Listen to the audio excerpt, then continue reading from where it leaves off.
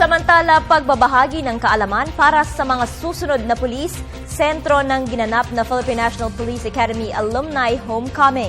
Para sa detalye, balitan Mohamed Dina, Pagibitan. Kaakibat ng ay ang isang nakaraang humubog sa iyo upang makamit ang buhay sa hinaharap. Kaya naman malaking bagay daw ang bumalik sa iyong pinanggalingan. Sa temang balikan ang nakaraan, pagyamanin ang kasalukuyan para sa kapakanan ng bayan. Muling bumalik sa Philippine National Police Headquarters sa Camp General Mariano N. Castañeda, Silang, Cavite ang mga alumni nito.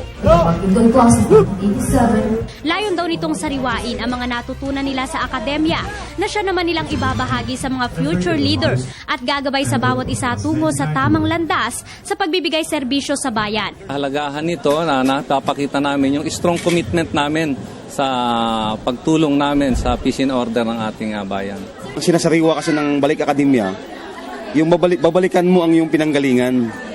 Ang iyong nakaraan kung saan ang purpose ng aming alumni homecoming para ma-recharge kami lagi ng idealism at yung mga natutunan namin sa academy. Sa kanyang talumpati bilang guest speaker at adopted of Class 1983, hinimok ni Senator Gringo Honasan II ang mga pulis at magiging pulis na pagsilbihan ng bayan hindi lamang sa kung hindi sa gawa.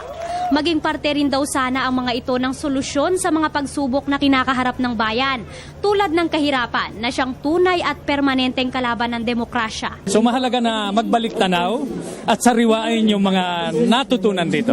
Pagmamahal sa bayan, sa Diyos, sa pamilya. Samantala, sa kabila ng kaliwat ka ng issue at mga negatibong balita sa hanay ng pulisya, hindi naman daw ito dapat maging batayan ng tingin sa lahat ng mga pulis. Patuloy kaming umaasa na dadami pa ang lahing lakan at lakambini sa organisasyon na patuloy na magbibigay serbisyo sa tao. At kahit anong issue ang nandoon, lagi naming sinasabi na kailangan natin gumawa ng maayos at tama kasi ito ang inaasahan ng taong bayan sa atin.